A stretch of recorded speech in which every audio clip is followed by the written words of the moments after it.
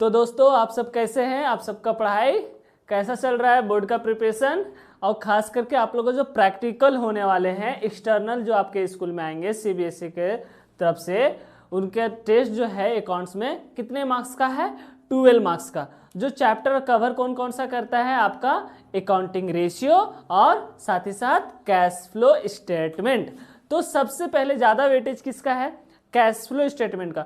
और अधिकतर बच्चे पता नहीं क्यों इस चैप्टर से डरते हैं, क्योंकि अगर कॉन्सेप्ट क्लियर होगा तो ये चैप्टर समझ में आएगा। अभी तक अगर अकाउंट का कॉन्सेप्ट आपको समझ में आ रहा था तो ये भी चैप्टर समझ में आएगा, डरने वाली बात नहीं है। चलिए तो कैश फ्लो स्टेटमेंट को हम लोग शुरुआत करते हैं। कैश फ्लो स्टेटमेंट क्या है? तो एक स्टेटमेंट ही है जहां पे कैश आया तो ऐड करो, कैश गया तो लेस करो। कैश फ्लो स्टेटमेंट एक स्टेटमेंट है जो क्या दिखाता है? कैश का फ्लो किस तरह का फ्लो होगा? इनफ्लो और आउटफ्लो। मतलब बिजनेस में पैसा आएगा तो क्या बोलेंगे? इनफ्लो, और बिजनेस में पैसा अगर जाएगा तो आउटफ्लो। सिंपल। और इसके साथ कैश एंड कैश इक्विवेलेंट को भी दिखाते हैं। कैश और कैश के बराबर जो है उनको भी कैश फ्लो स्टेटमेंट में दिखाएंगे। और इसको क्या बोलेंगे? ये कब होगा? अकाउंटिंग पीरियड में। अब इसके बेसिकली इसके अंदर 3 हेड्स है या फिर 3 एक्टिविटी आता है। तो एक ऑपरेटिंग, ठीक है, दूसरा इन्वेस्टिंग और तीसरा फिनेंसिंग एक्टिविटी। ये 3 एक्टिविटी को मिलाकर हमारा कैश फ्लो स्टेटमेंट बनता है, प्रिपेयर किया जाता है। ठीक है, तो कैश फ्लो स्टेटमेंट क्या है? एक स्टेटमेंट है जहां पे पैसा आएगा तो इनफ्लो बोलेंगे, मतलब कैश फ्लो स्टेटमेंट में ऐड करेंगे, और कैश का आउटफ्लो मतलब पैसा जाएगा तो आउटफ्लो बोलेंगे। और साथ ही साथ एक और आइटम होता है जिसको कैश फ्लो स्टेटमेंट में दिखाया जाता है, जिसका नाम क्या है बच्चों? Cash flow, cash and cash equivalent. जो पूरे साल के 1 साल के अंदर जो हुआ रहता है बिजनेस में, उसको भी कैश फ्लो स्टेटमेंट में दिखाते हैं। तो बहुत प्यारा सा चैप्टर है, समझ में आएगा। अब बस ध्यान से देखते जाइए, कॉन्सेप्ट बाय कॉन्सेप्ट, हर एक स्टेप बाय छोटा छोटा कॉन्सेप्ट में बताते जाएंगे, चैप्टर को खत्म कर देंगे।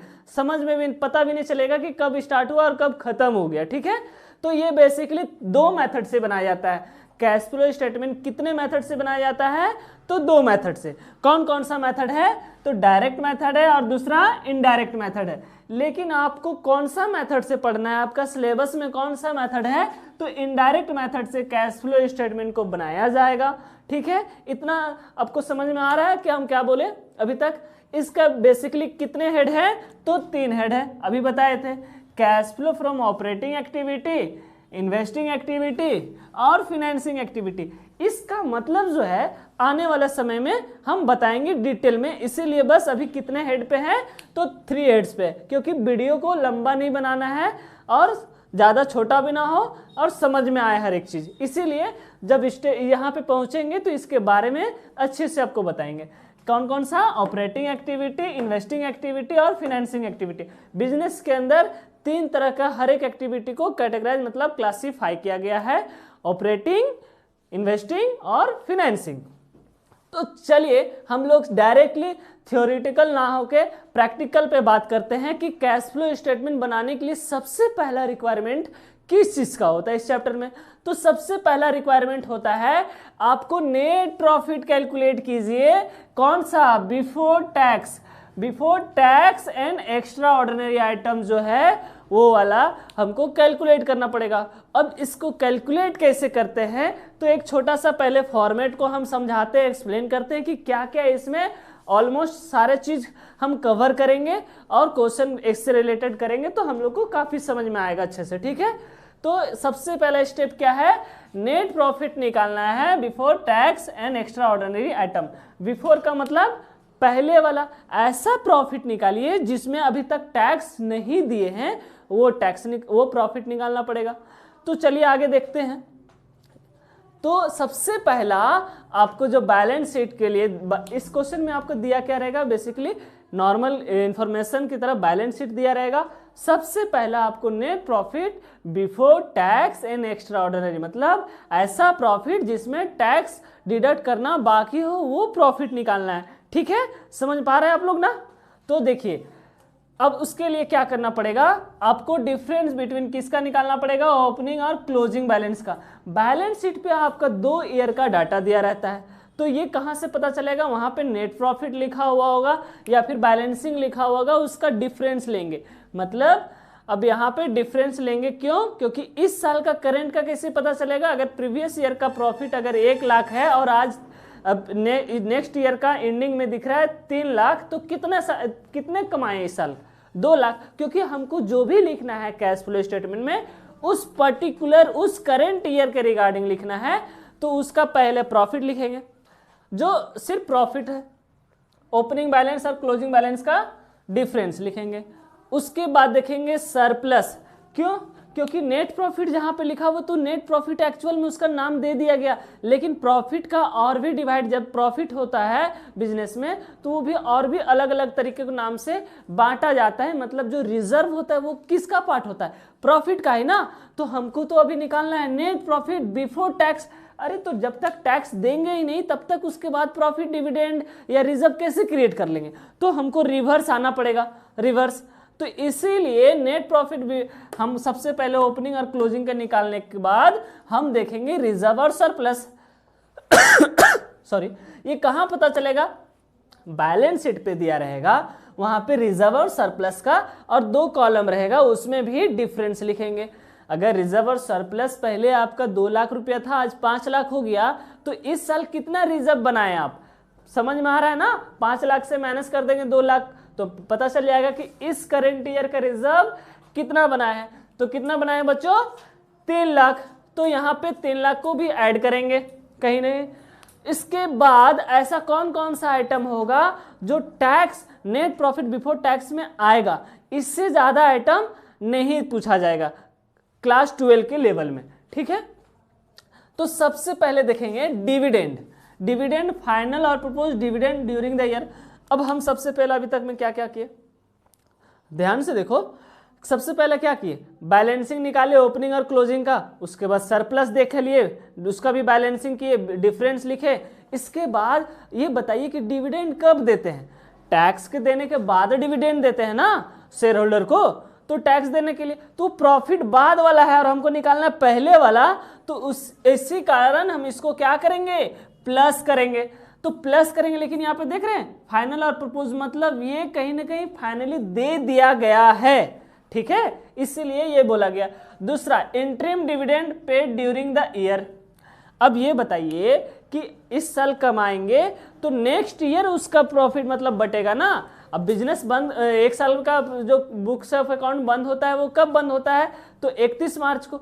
तो उस करंट 31 मार्च को खत्म हुआ बिजनेस, तो नेक्स्ट डे क्या प्रॉफिट बढ़ जाएगा, नहीं ना बटेगा, क्योंकि टैक्स जो है हमारा जुलाई अगस्त तक का समय दिया जाता है वहां तक, तो टैक्स देने के बाद डिविडेंड बढ़ता है, तो प्रीवियस ईयर का प्रॉफिट नेक्स्ट ईयर में बढ़ता है। मतलब असेसमेंट ईयर में बांटते हैं, इसीलिए इंटरिम डिविडेंड भी आएगा, परपोज और फाइनल डिविडेंड और इंटरिम डिविडेंड, क्योंकि हमको प्रॉफिट निकालना है बिफोर टैक्स, तो टैक्स देने के बाद ना लिखेंगे, टैक्स देने के बाद प्रॉफिट देते, सॉरी डिविडेंड देते हैं, तो डिविडेंड वाला आइटम को क्या करेंगे, ऐड करेंगे।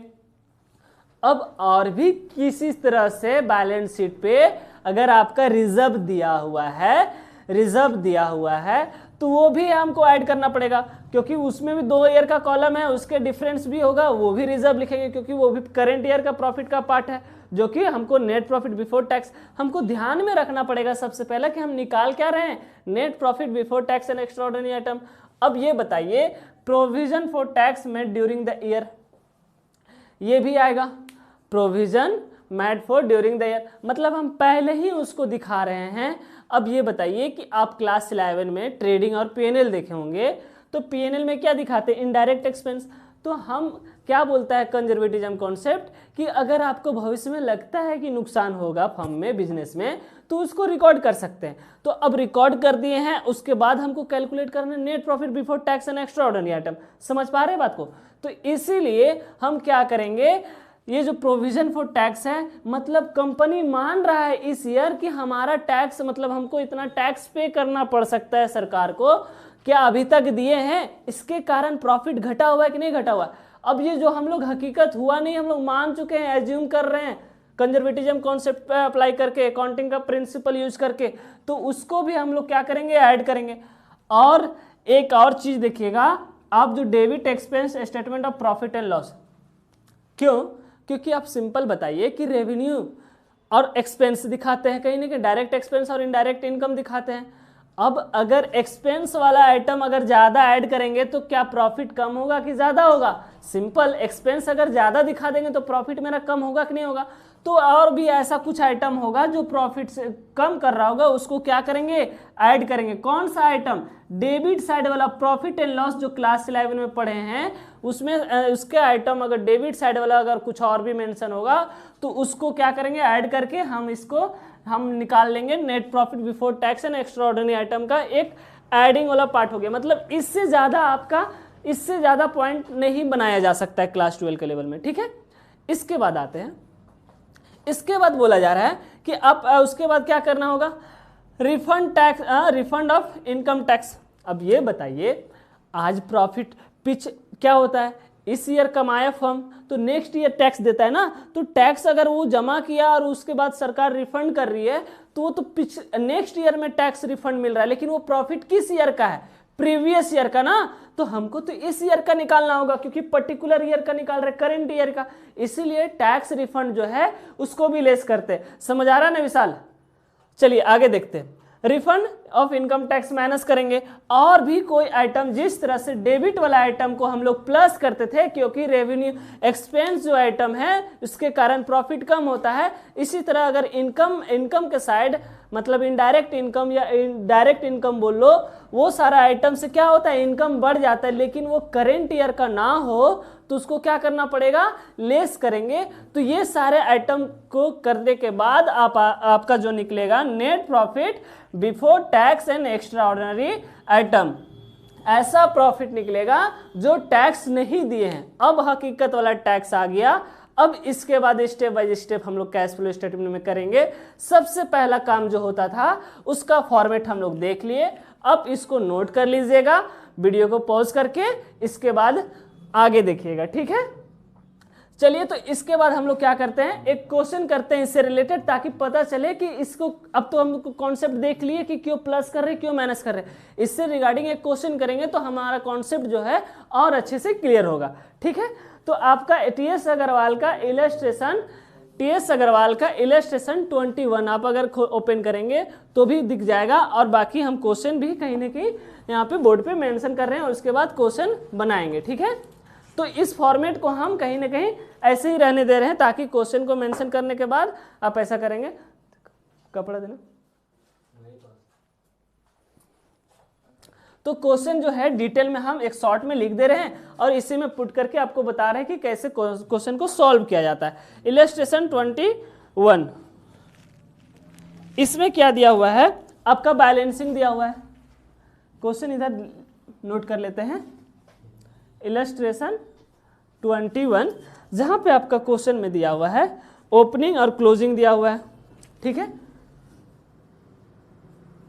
ओपनिंग दिया हुआ है और क्लोजिंग दिया हुआ है। कितना कितना दिया हुआ है, 50,000 दिया हुआ है और 1,18,000 दिया हुआ है। उसके बाद जो है डिविडेंड पेड जो है वो कितना दिख रहा है आपका, 36,000 है प्रीवियस ईयर। इसके बाद जो है इंटरिम डिविडेंड भी है, इंटरिम डिविडेंड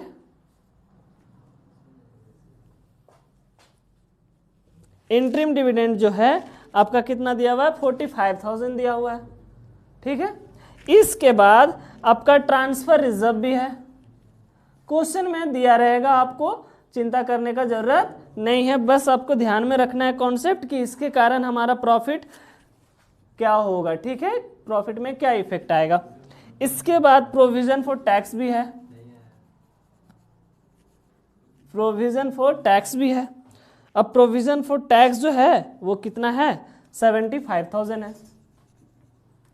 इसके बाद रिफंड टैक्स, रिफंड टैक्स को क्या करते हैं, अभी बताया ना कुछ देर पहले, ऐसा टैक्स जो है वो प्रीवियस ईयर का, तो वो क्या करते हैं हम लोग, लेस करेंगे, ठीक है। फिर loss on inventory, loss on inventory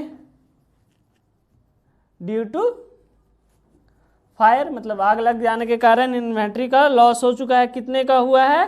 तो 1 लाख का हुआ है पूरी पूरी। और इंश्योरेंस क्लेम, इंश्योरेंस क्लेम जो है रिसीव किए हैं कितना है? 50,000। चलिए, तो ये क्वेश्चन हो गया। अब आपको इसमें क्या कैलकुलेट करने बोल रहा है? आप निकाल के दिखाइए कि net profit before tax and extraordinary item. तो सबसे पहले आपका फॉर्मेट में क्या दिया हुआ है? डिफरेंस लिखिए ओपनिंग और क्लोजिंग का। तो कितना होगा जरा बताइए ओपनिंग और क्लोजिंग का? तो क्लोजिंग माइनस ओपनिंग कर देंगे तो कितना निकल जाएगा? 1,18,000 में से 1,18,000 में से 50,000 को माइनस करेंगे तो कितना आ जाएगा आपका? 68,000। ठीक है, ये ऑर्डर कॉलम में लिखेंगे। इसके बाद डिविडेंड पेड है, मतलब ये फाइनली पे किया गया है, तो ये भी क्या करेंगे? ऐड करेंगे। अब क्यों करते हैं? बताए थे अभी ना, क्योंकि आपको प्रॉफिट निकालना है बिफोर टैक्स, तो टैक्स देने के बाद डिविडेंड पे करते हैं ना, तो इसके कारण हमको प्रॉफिट निकालना हो प्रीवियस, तो कैसे करेंगे? ऐड करेंगे। कितना दिया हुआ है? 36,000। इससे पहले भी अगर क्वेश्चन में आपका दिया हुआ है रिजर्व ट्रांसफर किसी तरह से, तो वो देखेंगे। ठीक है, अब ऐसा करते हैं डिविडेंड और final during paid the year. कितना है बच्चों? 36,000। ठीक है, इंटरिम डिविडेंड भी दिया हुआ है पेड, क्वेश्चन में दिया हुआ है कितना? 45,000। ट्रांसफर टू रिजर्व यहां पे भी दिया हुआ है, कितना है? 50,000 है, ये 50,000 है। प्रोविजन फॉर टैक्स भी है 75,000। रिफंड टैक्स जो है क्या होता है? लेस करेंगे ना हम लोग, कितना? 1,500। अब ये बताइए loss on inventory due to fire जो है वो किधर आएगा? Loss on inventory due to fire. अब इसके कारण क्या हो रहा है? अब का इसके कारण प्रॉफिट बढ़ रहा है या घटता है? इसके कारण, ये सिचुएशन के कारण अब बताइए कि क्या होगा? अब जो है ये तो ऑलरेडी दिखा चुके होंगे ना, आप ये समझने का कोशिश कीजिए। पीएनएल में loss on inventory due to fires है, वो तो माइनस कर चुके होंगे, क्या अभी भी करेंगे? नहीं ना। ठीक है, इसके बाद दूसरा इंश्योरेंस क्लेम रिसीव। अब ये बताइए कि अगर आग लग जाने के कारण इन्वेंट्री का लॉस अगर फर्म को 1 लाख का हो रहा है, तो उसके रिगार्डिंग कंपनी क्या कराया होगा? इंश्योरेंस कराया होगा उस इन्वेंट्री का। तो इन्वेंट्री के बिहाफ में कंपनी जब क्लेम किया इंश्योरेंस कंपनी को, तो कितना उसके बिहाफ में पैसा मिला कंपनी को? 50,000। तो ये ऑलरेडी जो है वो क्या किया गया है? ऑलरेडी जो है शो कर दिया गया है ना, already shown in trading PNL account में। ये पीएनएल अकाउंट का आइटम है, तो इसके कारण ये आपका दिखा देने के बाद आप क्या करेंगे? इसको ऐड करेंगे और इसको लेस करेंगे और आपका आंसर आ जाएगा। कितना आएगा? तो देखिए 75,000, 50,000, 45,000, 36,000 को ऐड करेंगे तो कितना होगा? 5, 5, 10 और 6,000 इधर हो गया। 1 कैरी 7, 7, 14, 14, 15, 19, 20। ठीक है, इतना ही होगा ना कि गलत जा रहे हैं? 36,000, 45,000, 70, 50। ठीक है, कितना हो गया?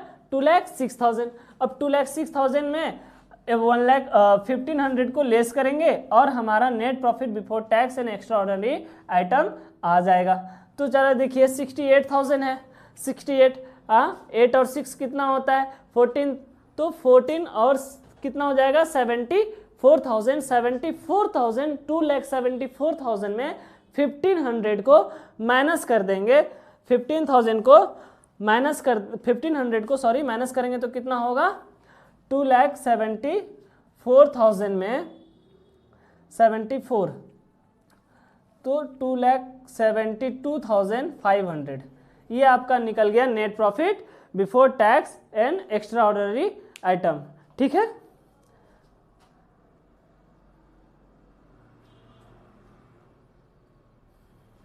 पॉज करो। तो इसके बाद हम लोग देखते हैं कि loss on inventory of due to fire और इंश्योरेंस क्लेम का क्या एडजस्टमेंट होगा। अब जरा सोचने वाली बात है। अब बताइए कि एक्स्ट्रा ऑर्डिनरी आइटम में डेबिट साइड एक्सपेंस को दिखाना जो है वो P&L। अब ये बताइए जो लॉस होता है ड्यू टू ऑन फायर, ये आपके लिए क्या है, इनडायरेक्ट एक्सपेंस है कि नहीं है। तो इसके कारण आपका प्रॉफिट क्या हुआ होगा, कम हुआ होगा। इसके लिए हमको प्रॉफिट में क्या करना पड़ेगा, ऐड करना पड़ेगा। तो एक बार फिर से ऐड लिखेंगे और इंश्योरेंस क्या हुआ है, लॉस ऑन